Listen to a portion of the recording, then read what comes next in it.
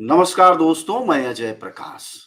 आज सुबह से पूरे देश भर में राजनीतिक माहौल है। चौक चौराहे से लेकर घरों तक और मीडिया के दफ्तरों में लगातार गर्माहट मौजूद है। वजह है 5 राज्यों के चुनाव का रिजल्ट, जिसमें से 3 राज्य जो हिंदी प्रदेश कहे जाते हैं, राजस्थान, मध्य प्रदेश और छत्तीसगढ़, उसको लेकर खासा गहमा-गहमी है। जाहिर तौर पर तेलंगाना और मिजोरम का भी अपना महत्व है। तेलंगाना का इसलिए कि वहां से कांग्रेस ने एक बड़ी जीत हासिल की है, दिखाई दे रही है। हालांकि छत्तीसगढ़, मध्य प्रदेश और राजस्थान में मोहब्बत का जादू नहीं चला, या जाति जनगणना अटक गई, या फिर इंडिया गठबंधन की स्पिरिट कमजोर पड़ी। वजह क्या थी, ये सब बातें हम समझेंगे, लेकिन उससे पहले यह जानकारी जरूर हम सबको पहुंच जानी चाहिए कि छत्तीसगढ़, मध्य प्रदेश और राजस्थान में जो अब तक के रुझान है, उसमें भारतीय जनता पार्टी सरकार बनाते हुए दिखाई दे रही है। उसमें सबसे महत्वपूर्ण राज्य है मध्य प्रदेश। मध्य प्रदेश में पिछले 20 वर्षों से भारतीय जनता पार्टी की सरकार है। अगर 1.5 साल बीच के कमलनाथ के निकाल दे, तो क्या एंटी इनकम्बेंसी इन चुनाव में काम नहीं कर रही है, और सिर्फ एंटी इनकम्बेंसी कांग्रेस के राज्यों में काम कर रही है, या वजहें कुछ और हैं? इन सारे चुनावी गुणा गणित को हम आज समझने की कोशिश करेंगे। आप सबको याद होगा, जब हमारे विश्लेषक, जिनमें से ये साथी सभी मौजूद थे, उन्होंने करीब करीब वही बातें कही जो आज रिजल्ट में दिखाई दे रहा है। तो आइए हम एक और अपने साथी को राजस्थान से जोड़ते हैं। हमारे साथ अब्दुल माहिर साहब जुड़ रहे हैं, राजस्थान से हैं। हमारे साथ अंकित पचौरी हैं, वह मध्य प्रदेश से दमूक नायक के संवाददाता हैं। और आप सब जानते होंगे भंवर मेघवंशी साहब, राजनीतिक विश्लेषक हैं, सामाजिक कार्यकर्ता हैं, वह राजस्थान से हैं। हम उन तीनों लोगों से यह समझने की कोशिश करेंगे कि आखिरकार यह जो 2 राज्यों के परिणाम है जो सबसे महत्वपूर्ण है, राजस्थान और मध्य प्रदेश, आखिरकार ऐसे क्यों? भंवर जी, आपका दमूक नायक में स्वागत है। और हम आपसे यह समझने की कोशिश करेंगे, जैसा कि आप विश्लेषणों में कह रहे थे 2 दिन पहले की बातचीत में, कि परिणाम में तीसरा दखल प्रभावी होगा। हालांकि यहां जीतते हुए तो बीजेपी दिखाई दे रही है, लेकिन उस तीसरे दखल को आप कहां देखते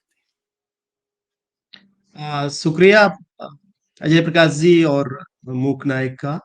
अ, जी।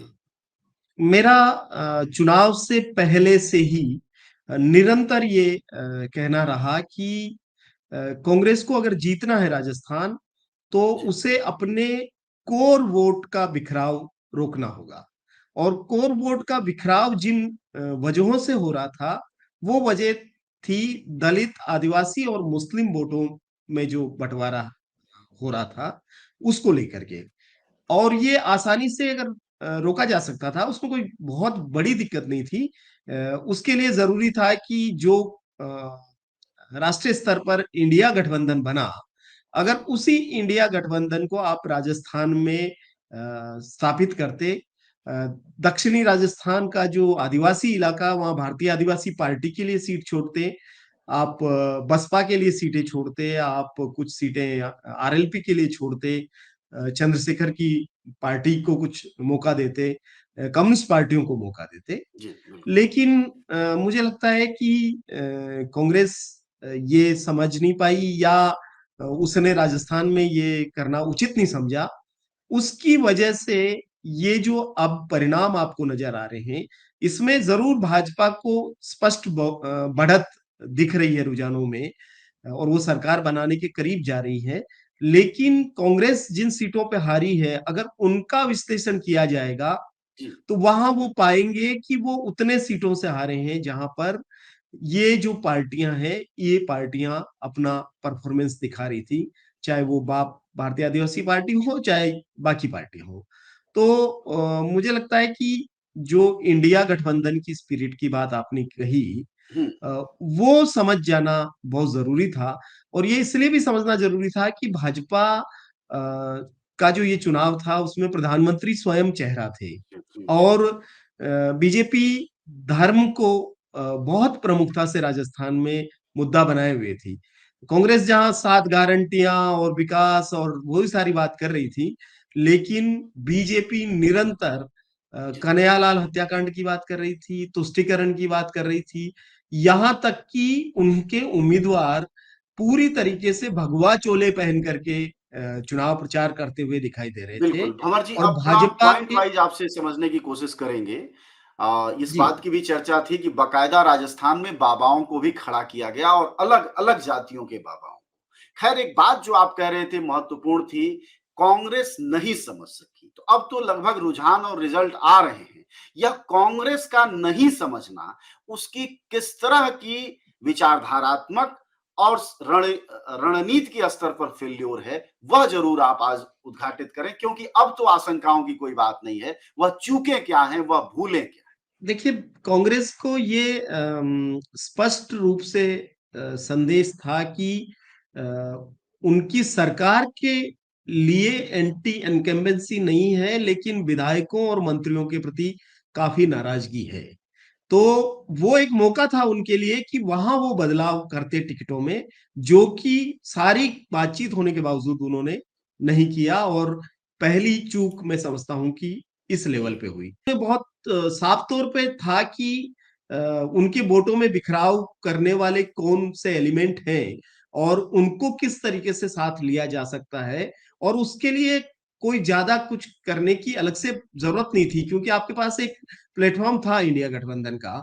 आप उसी को राजस्थान में एक जगह देते, लेकिन कुछ जो क्षत्रप हैं पार्टी के, कांग्रेस के, दक्षिण राजस्थान में मेवाड़ का कोई नेता अपने आप को मानता है, कोई अपने आप को पूर्वी राजस्थान का नेता मानता है, कोई पश्चिम राजस्थान का मानता है। तो ये जो क्षत्रप हैं, इनको ये लगा कि अ, किसी भी अन्य पार्टी को यहाँ जगह देने का मतलब है कि वो पार्टी फिर आएगी और हमको सदा के लिए उनके साथ एक बार्गेनिंग उनका जो है वो चलेगा।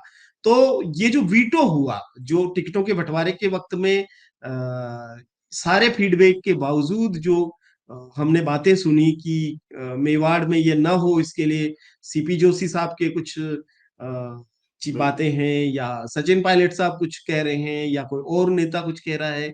तो ये सब बातें फिर अंततः सबको साधने के चक्कर में, कांग्रेस के भीतर सबको साधने के चक्कर में, चक्कर में बाहर जो साधना था आपको, वो साधने से आप रहे। रह गए, बिल्कुल। हमारे साथ हमारे साथी अब्दुल माहिर हैं, वह ज़मीन पर हैं।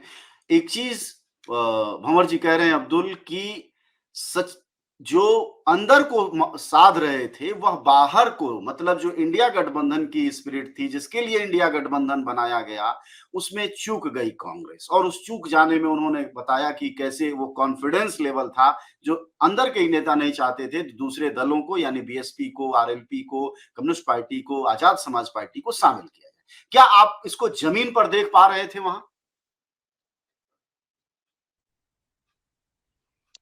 जी, बिल्कुल, मैं भंवर जी की बात से सहमति जताऊँगा।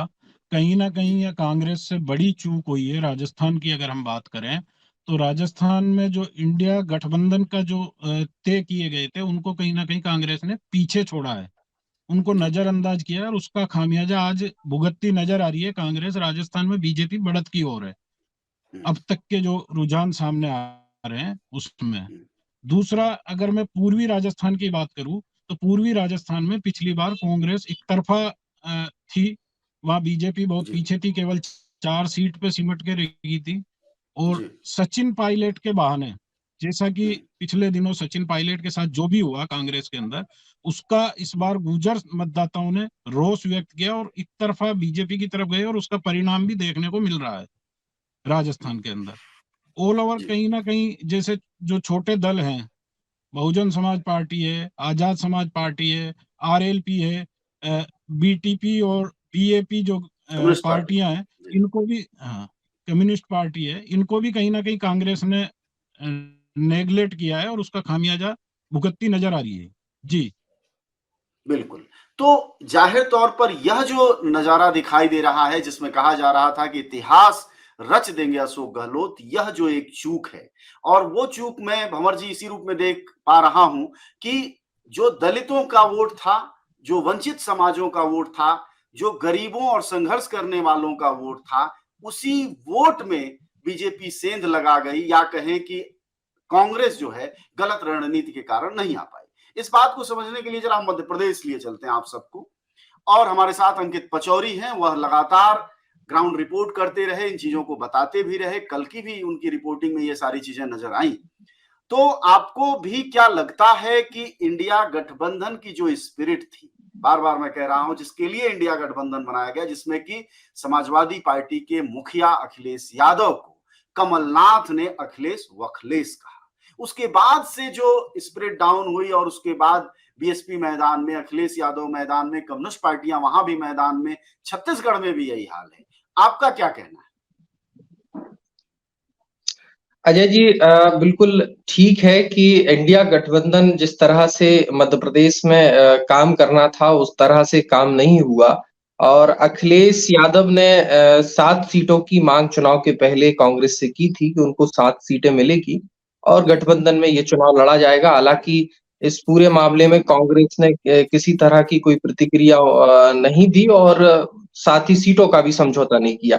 इसके बाद तमाम जो है जुबानी वार सपा और कांग्रेस के बीच में हुए। सपा ने लगातार जो चुनावी सभा की, अखिलेश यादव ने जो मध्य प्रदेश में चुनावी सभा की, उसमें कांग्रेस को घेरा और खासकर इसी मुद्दे पर घेरा कि जिस तरह से गठबंधन की बात की जा रही थी, जो वादा किया था वो चुनाव से पहले ही इन्होंने तोड़ दिया है। हालांकि जो कांग्रेस है उनका जो है इस पे जवाब था कि ये जो गठबंधन है, इंडिया जो बना है वो राष्ट्रीय स्तर और राष्ट्रीय चुनाव के लिए बना है और जो राज्य के चुनाव है उसमें किसी भी पार्टी को अपना विस्तार करने की पूरी आजादी है और स्वतंत्रता है।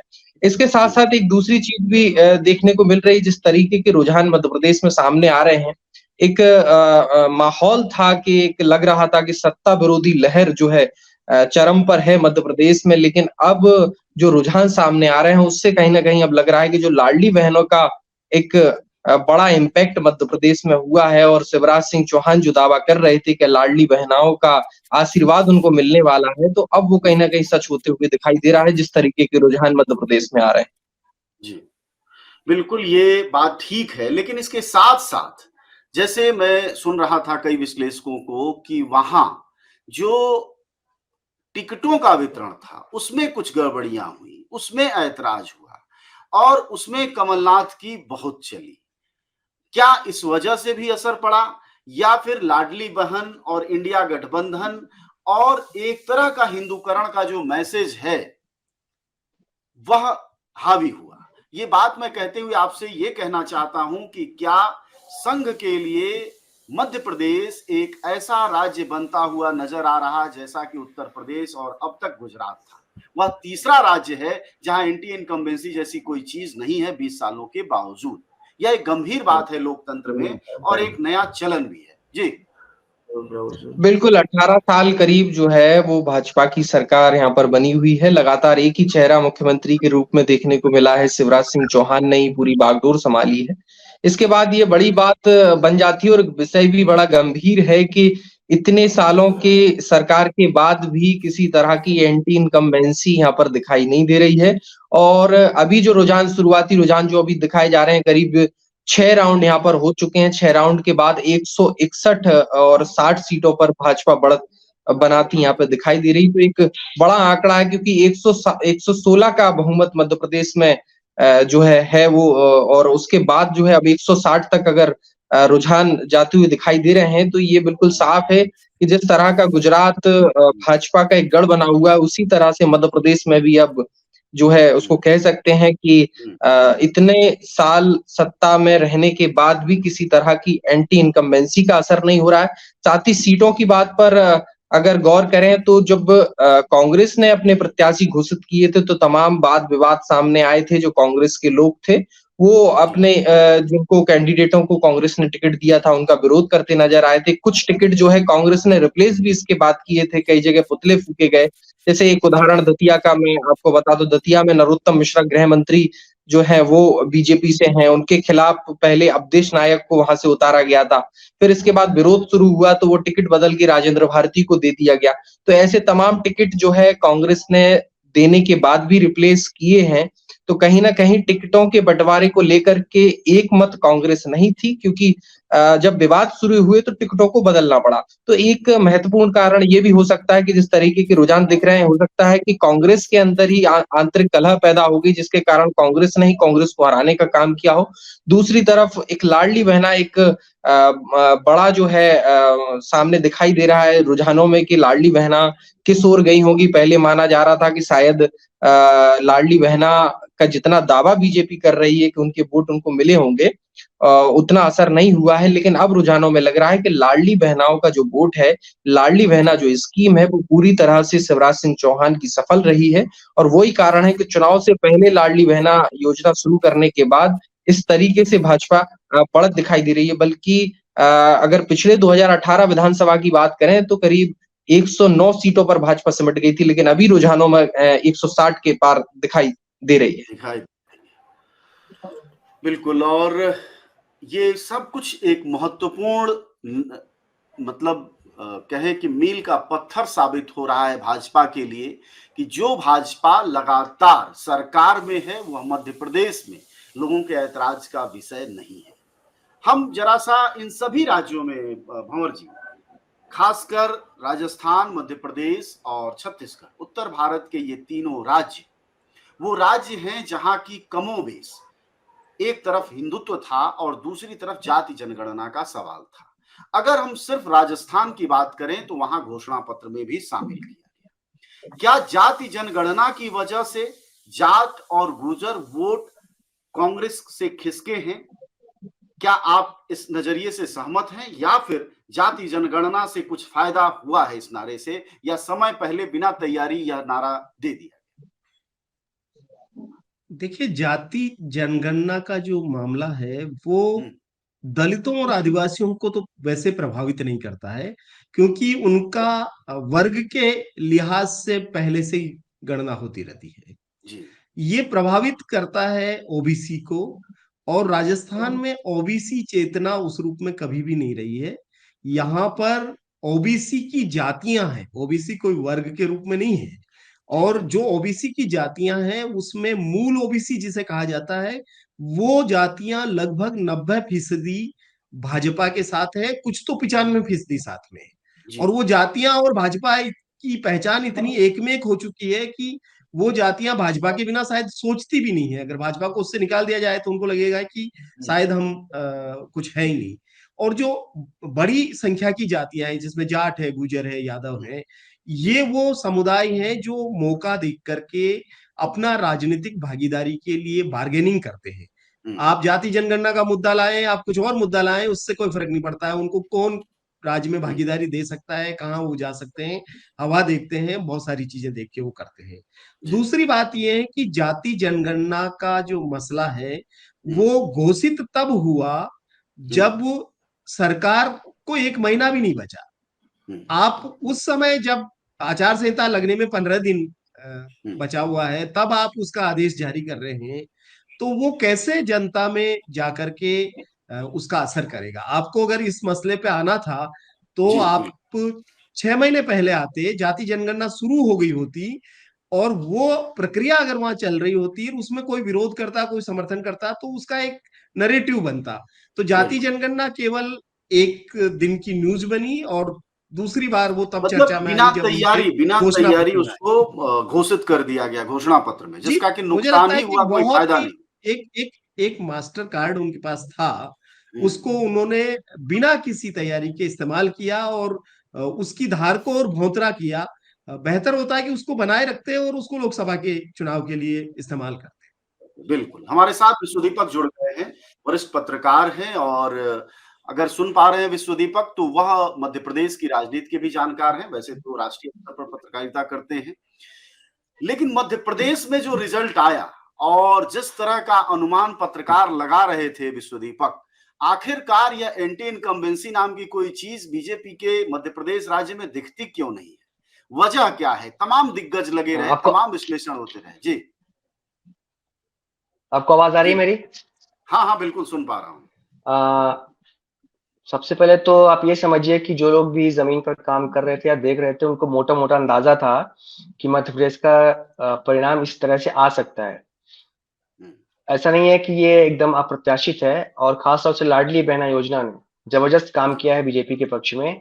ये बात यहाँ के लोगों को, यहाँ के जो, मैं तो यहाँ का निवासी भी हूँ, इसी राज्य का हूँ, तो यहाँ के जो लोग, यहाँ जो रहने वाले लोग हैं, जो यहाँ पे काम कर रहे थे, उनको मोटा मोटा अंदाजा था इस बात का कि जो डायरेक्ट कैश ट्रांसफर की स्कीम है, ये बीजेपी के पक्ष में काफी हद तक काम कर सकती है, और इस स्कीम ने किया भी है।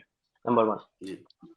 नंबर 2 ये है कि मैं इस चुनाव परिणाम को मैं देखता हूँ प्रो इनकम्बेंसी के तौर पे। अब बहुत बार ऐसा होता है देश में, राजनीति में से बहुत चुनाव आते हैं जब आपको एक प्रो इनकम्बेंसी दिखाई पड़ती है। एंटी इनकम्बेंसी हर जगह दिखाई पड़े, आमतौर पर विश्लेषक ऐसा मानते हैं और ऐसी उम्मीद रखते हैं हम लोग कि एंटी इनकम्बेंसी होती है। और मध्य प्रदेश में तो एक फटीग फैक्टर भी मान के चल रहे थे।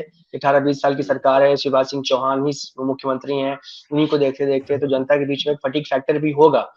लेकिन यहाँ पे गुजरात जैसा लगभग रिजल्ट देखने को मिला आपको। इसलिए आपने गुजरात में देखा कि गुजरात में एक प्रो इनकम्बेंसी था, फैक्टर था, वो यहाँ पे देखने को मिला इनके शिवराज सिंह के लिए पक्ष में। और मुश्किल जो आती है, सामने आती है, या जो सवाल, अहम सवाल है, वो ये है कि ऐसा तो है नहीं कि 18 साल की सरकार में कोई असंतुष्टि नहीं थी, कोई नाराजगी नहीं थी, या कोई फॉल्ट लाइन नहीं थी, या कोई डिसेंट नहीं था, या कोई डिसकंटेंट नहीं था। ऐसा तो बिल्कुल नहीं था।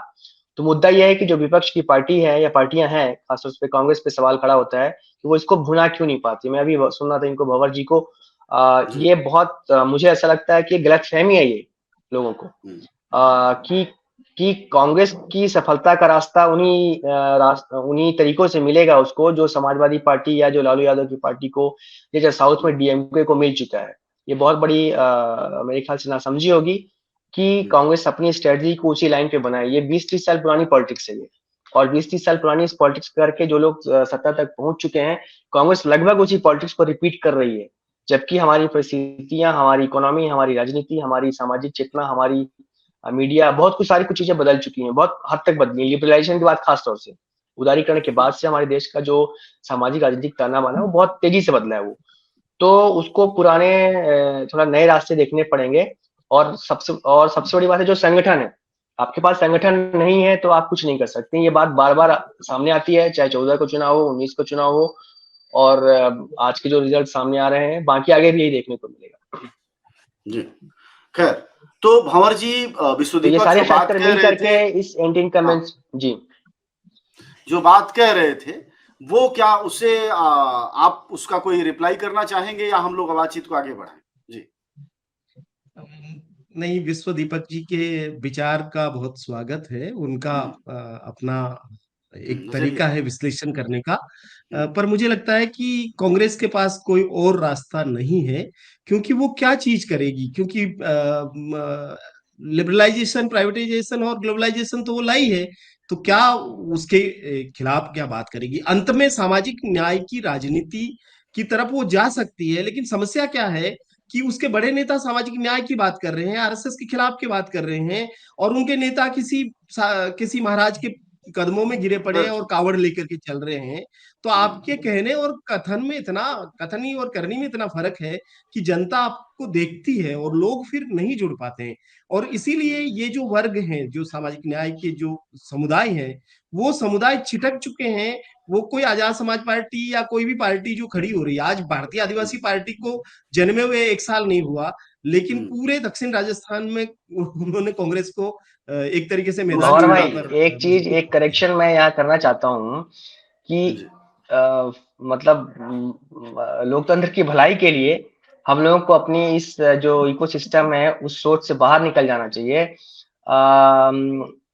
ओबीसी की पॉलिटिक्स जितनी तरीके से बीजेपी कर रही है, कांग्रेस न कर पाई है, न कर पाएगी। ये बात भंवर जी दलितों पहले की भी कह रहे पॉलिटिक्स थे, अभी शायद आप बाद में जुड़े होंगे, वो कह रहे थे। हिंदुत्व पॉलिटिक्स और आपके आने से पहले विश्व दीपक जी मैं कह चुका हूँ कि ओबीसी की बहुत सारी जातियां भाजपा के साथ इतनी गड्डमगड हो गई है कि वो जातियां नहीं रही बल्कि भाजपा हो गई। नहीं, मतलब कह रहे थे कि इकोसिस्टम में वो तब्दील हो गई है, इकोसिस्टम में तब्दील हो गई। नहीं, आप ये समझिए ना कि दलितों को हिंदुआइज करने में या उनको हिंदुत्व के फोल्ड में लाने में बीजेपी ने जो शानदार काम किया पिछले 30-40 सालों में, आप हमारी उनकी वैचारिक लड़ाई है वो अलग चीज है। और तेलंगाना में चलते हैं, थोड़ी हम सबकी जानकारियां तेलंगाना को लेकर कम हो सकती हैं, लेकिन तेलंगाना में क्योंकि वही दक्षिण है जहां से राहुल गांधी ने मोहब्बत की दुकान लगानी शुरू की, और वहां वही वो असर क्यों दिख रहा है, बाकी नॉर्थ इंडिया के राज्यों में क्यों नहीं दिख रहा है, इसकी वजह क्या देखते हैं विश्व दीपक? संक्षिप्त में राय। देखिए, तेलंगाना की मतलब तेलंगाना, पहली बात तो वो उस तरह से साउथ नहीं है। जैसा कि जब हम कहते हैं कि साउथ, तो हमारे दिमाग में साउथ के जो छवि उभरती है उसमें तेलंगाना बहुत ज्यादा फिट नहीं होता है, वो आधा साउथ है आधा नॉर्थ है, या कह सकते हैं कि नॉर्थ और साउथ का मिक्स है। लेकिन उसमें जो एक इम्पोर्टेंट फैक्टर है वो है कि मुस्लिम वोटों का ध्रुवीकरण कांग्रेस के पक्ष में, ठीक है। तो अच्छी खासे वोट है वहां पे, हमारे ख्याल से 10% वहां पे वोट हैं, और उसका अच्छा खासा ध्रुवीकरण हुआ है कांग्रेस के पक्ष में, ऐसा लग रहा है अभी। मतलब वहां पे तो क्लीन स्वीप ही हो एक तरीके से। दूसरी बात यह है कि वहां पे केसीआर के खिलाफ भ्रष्टाचार के बहुत सारे आरोप थे, और वो एक मतलब एक ही परिवार जैसी पार्टी है, और 10 साल हो भी गए थे उनको, तो इनकम्बेंसी भी वहां बहुत ज्यादा थी। और कांग्रेस का जो संगठन है, कांग्रेस के जो नेता है, वो दक्षिण के जो नेता है, दक्षिण की जो कांग्रेस है, वो उत्तर के मुकाबले थोड़ी सी अलग है। उसकी सामाजिक चेतना थोड़ी अलग है, उसकी जनता के बीच में पैठ अलग है, उसके संगठन थोड़े अलग हैं, वो ज्यादा जीवंत हैं, ज्यादा इंक्लूसिव हैं, ज्यादा वो सामाजिक न्याय के जो फाइटर कह सकते हैं, जो मापदंड वो उसमें टॉप। हाँ बिल्कुल। तो वो एक अलग तरह की कांग्रेस है जो यहाँ से थोड़ी अलग है, ये भी देखना चाहिए हमें। चलिए, फिर मध्य और प्रदेश कांग्रेस में ने हमारे तेलंगाना साथी बनाया था, अंकित तो पचौरी समझिए हैं। कि कांग्रेस ने ही तेलंगाना बनाया था, तो ये समझिए कि तेलंगाना की जनता ने कांग्रेस को उसका रिवार्ड दिया। रिवार्ड दिया, ठीक बात है। एक बार जरा हम जोड़ते हैं अब्दुल माहिर साहब को, हमारे साथ हैं, और अंकित पचौरी भी हैं। अब्दुल माहिर, आपको क्या लगता है, अगर आप मुझे सुन पा रहे हो ठीक से, तो एक बात सिर्फ छोटी सी ये करनी है कि मुसलमानों का जो वोट था, जो कि माना जाता है सेकुलर वोट है, और सेकुलर वोट जाहिर तौर पर जिस राज्य में कांग्रेस मजबूत है उस तरफ जाएगा। तो क्या, जिस तरफ भंवर जी मेघवंशी इशारा कर रहे थे, भंवर जी, कि इस वोट में भी बिखराव हुआ है, तो क्या मुस्लिम वोट भी जिन जगहों पर आरएलपी लड़ी है, या आजाद समाज पार्टी है, या बीटीपी है, कम्युनिस्ट पार्टियां हैं, बीएसपी है, वहां बटा है, या फिर कांग्रेस की तरफ ही गया है, उसका भी नुकसान हुआ है कांग्रेस? जी देखिए, राजस्थान की अगर मैं बात करूं तो मुस्लिम वोट बिल्कुल। इस बार एक तरफ कांग्रेस की तरफ गया है, कहीं भी बिखराव नजर नहीं आया है। जी, तो मतलब कांग्रेस एकमात्र वोटर है जो कि सेकुलर वोटर है, भंवर जी, इसके अलावा बाकी सब नहीं बटते हैं नहीं बस। मैं जी मेरा मेरा माहिर साहब से थोड़ी सी ना इत्तेफाकी है जी। कि जहां पर ओवैसी के कैंडिडेट आए हैं, और जहां बीएसपी के कैंडिडेट है, जैसे मसूदा की सीट पर वाजिद अली जो आगे चल रहे हैं जी कांग्रेस और बीजेपी को पछाड़ते हुए, हम्म, वहां पर जो महरात चीता काठात वोट हैं बिल्कुल। मुस्लिम्स के, वो उधर जाते हुए दिखाई दिए हैं। तो ये मेरा कहना है कि देखिए, मुस्लिम वोट बड़ी संख्या में कांग्रेस को मिला है, इसमें कोई दो राय नहीं है, एकदम इकट्ठा होकर के मिला है। लेकिन जहां जहां हार हो रही है कांग्रेस की, वहां उसे ये देखना पड़ेगा कि यहाँ पर अगर मुस्लिम कैंडिडेट किसी अन्य पार्टी से खड़ा हुआ है तो हाँ, फिर मुस्लिम वोट उसकी तरफ गया है, और वो जो नुकसान है, ऐसे ही दलित वोट भी गया है। दलित वोट कई कॉन्स्टिट्यूंसी में 95% कांग्रेस को मिला है, लेकिन उनको जैसे ही कहीं पर बसपा का, असपा का, या कोई और जो दलित पार्टी है उसका मौका मिल रहा है, वो वहां चले जा रहे हैं। आदिवासी वोटों को, जहां पर आदिवासी पार्टी नहीं है, बीटीपी नहीं है, वहां वो कांग्रेस को दे रहे हैं, लेकिन जैसे ही उनको एक विकल्प है तो वहां चले जा रहे हैं। ये जो बिखराव है, मैं इसकी बात कर रहा हूं। मैं पूरे वर्ग, पूरी समुदाय का पूरे राजस्थान में एक ट्रेंड है, वो उसकी बात नहीं कर रहा हूं, मैं इस रूप में कह रहा हूं। चलिए अंकित, क्या आपको भी लगता है कि अगर बीएसपी मध्य प्रदेश में, हम चूंकि जातिगत समाज है देश का, जातिवादी माहौल रहता है, अगर बीएसपी वहां पर जीजीपी, इन सब से अगर एक एकता बनाने की कांग्रेस ने कोशिश की होती, तो जो रिजल्ट अभी दिख रहा है, हालांकि फासला बड़ा है समाजवादी पार्टी से भी, तो लेकिन वोट की राजनीति में क्या रहता है सीटों पर, कि एक सीट अगर कोई हार रहा है, इसका मतलब वो 2 सीट हार रहा है। जैसे राजस्थान में बहुत साफ दिखाई दे रहा है कि 72 सीट के आसपास कांग्रेस पहुंच रही है, और 16 सीट अन्य पा रहे हैं, मतलब निर्दलीय या ये जो छोटी छोटी पार्टियां हैं। अगर ये 16 दूना 32 कर दें आप, तो वो 104 पर पहुंच जाता है, और 104 पर पहुंचते ही बीजेपी 100 के नीचे आ जाती है। यही गणित अगर हम समझने की कोशिश करें मध्य प्रदेश में, तो क्या ये हार का फासला कम ना हो जाता, या थोड़ी टक्कर नहीं दिखाई देती? बिल्कुल, अगर मध्य प्रदेश में ये गोंडवाना गणतंत्र पार्टी है जिसका दबदबा महाकौशल क्षेत्र में रहता है, जयस है, इसका निमाड़ में जो है काफी असर रहता है। इसके अलावा बसपा है, तो बसपा जो उत्तर प्रदेश से सटे हुए जो जिले हैं मध्य प्रदेश के, ग्वालियर, चंबल और बुंदेलखंड का जो रीजन है, बिंद का जो रीजन है, वहां बसपा जो है एक अपना प्रभाव रखती है। अगर इन दलों को भी साथ में अगर कांग्रेस लेती और गठबंधन में कुछ सीटों का बंटवारा होता, तो शायद ये जो स्थिति अभी दिखाई दे रही है, जो रुझान दिखाई दे रहे हैं, वो शायद ना होते।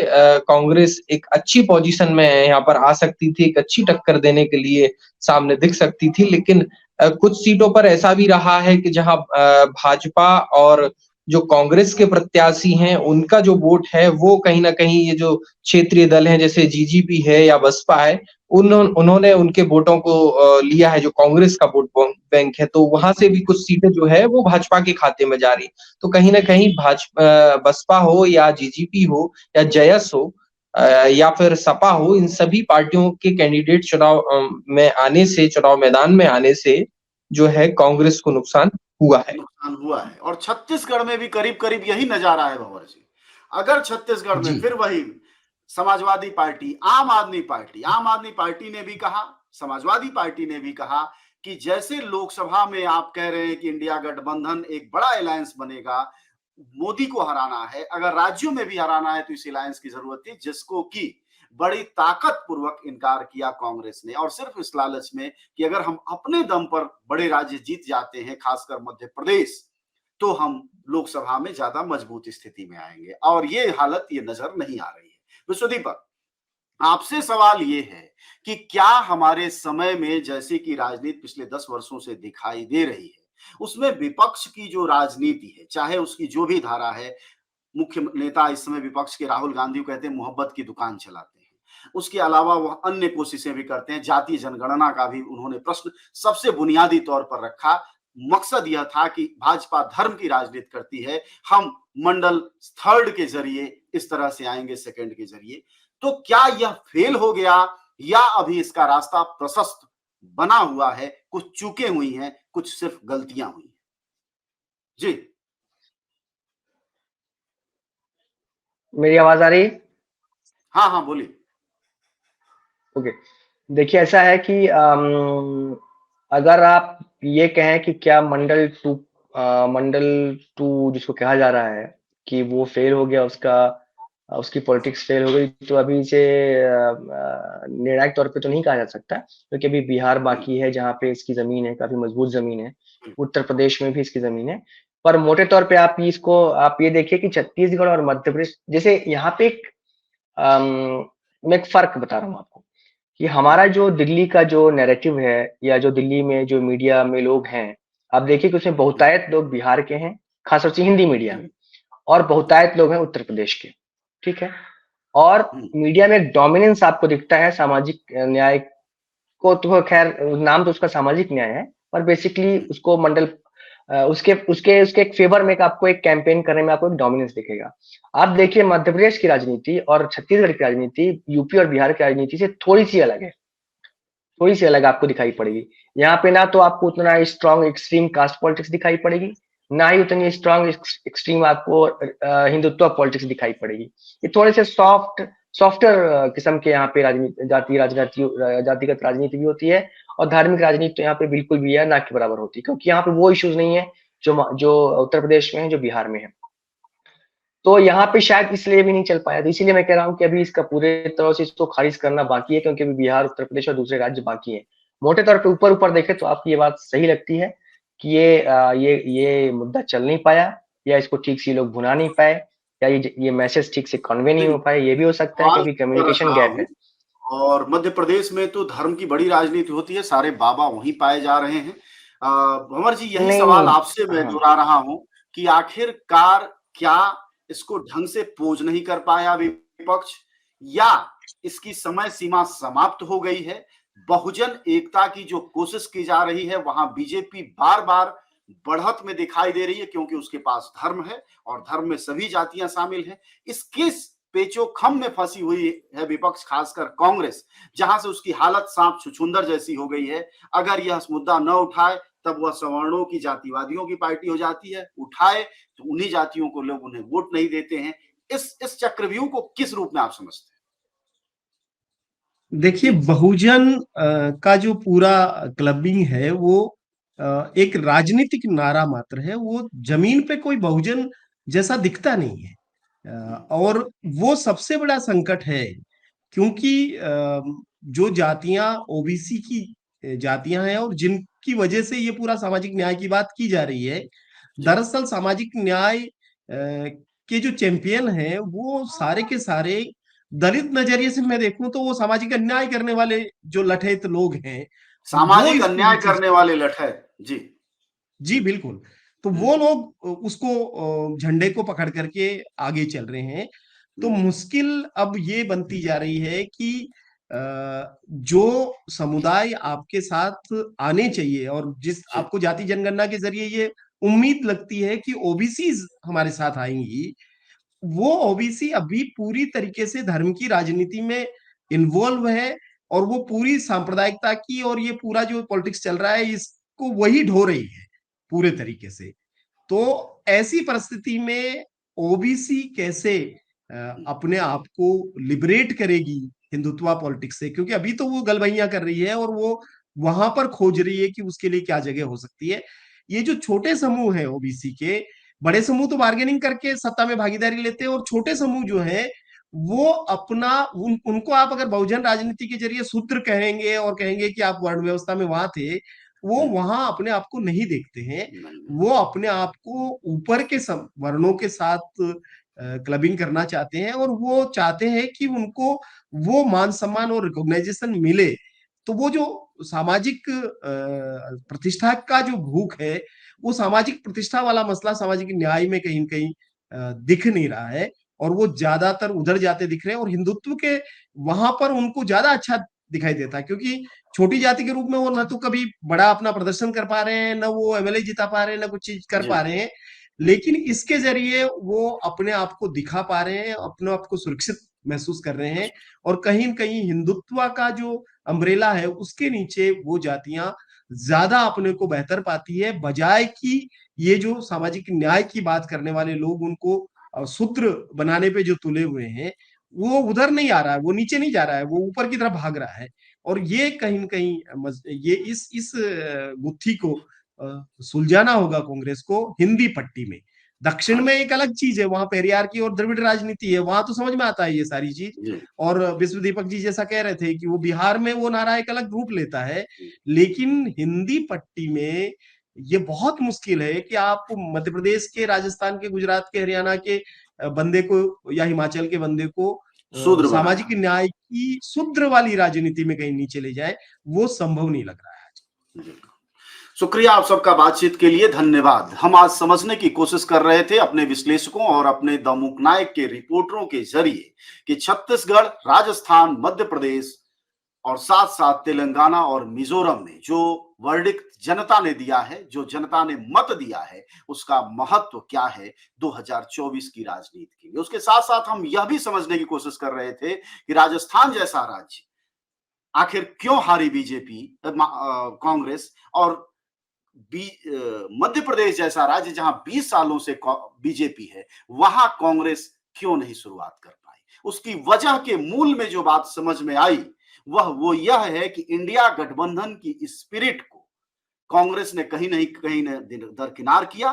दूसरा, छत्तीसगढ़ हो, मध्य प्रदेश हो, राजस्थान हो, इन तीनों ही राज्यों में जो छोटी पार्टियां थी, जिनमें कम्युनिस्ट पार्टी, बीएसपी, आम आदमी पार्टी, बीटीपी जो कि आदिवासियों की पार्टी है, आरएलपी, और उसके अलावा चंद्रशेखर की पार्टी आजाद समाज पार्टी, इन सभी पार्टियों के अगर एक साथ लिया होता तो यह रिजल्ट नहीं होता। और तब जो मोहब्बत की दुकान राहुल गांधी सजाने वाले थे और जातीय जनगणना का जो मुद्दा राष्ट्रीय बनाने वाले थे, उसमें एक छलांग लगती और 2024 का एक साफ साफ नक्शा दिखाई देता कि अब एक नई शुरुआत भारत में होने वाली है। लेकिन जो चुनाव परिणाम है वह कुछ और इशारा कर रहे हैं, और वह इशारा उसी तरफ कर रहे हैं जिस तरफ भरमौर मेघवंशी आखिर में बोल रहे थे कि बहुजन राजनीति में जो पेच है उस पेच को सुलझाए बिना सामाजिक न्याय की आप लड़ाई नहीं लड़ सकते। पिछड़ी जातियां हिंदू धर्म के झंडाबरदार होने को सबसे ज्यादा आगे हैं, और राजस्थान और मध्य प्रदेश जैसे राज्य की बात करें तो वहां तो आदिवासी समाज भी बहुतायत की संख्या में संघ का झंडा ढो रहा है। शुक्रिया आप सबका बातचीत के लिए, धन्यवाद। द मूक नायक जनवादी पत्रकारिता करता है। यह संविधान, लोकतंत्र और सामाजिक न्याय पर चलने वाला चैनल है। अगर आप भी चाहते हैं द मूक नायक हमेशा हाशिए पर खड़े लोगों की आवाज बुलंद करता रहे, बेजुबानों की पीड़ा दिखाता रहे, तो सपोर्ट कीजिए। सपोर्ट करने वाला लिंक आपको स्क्रीन पर दिखाई दे रहा होगा। साथ ही डिस्क्रिप्शन में जाकर भी आपको ये लिंक मिलेगा, जहां पर जाकर आप हमें सपोर्ट कर सकते हैं और हमारे काम को आगे बढ़ा सकते हैं।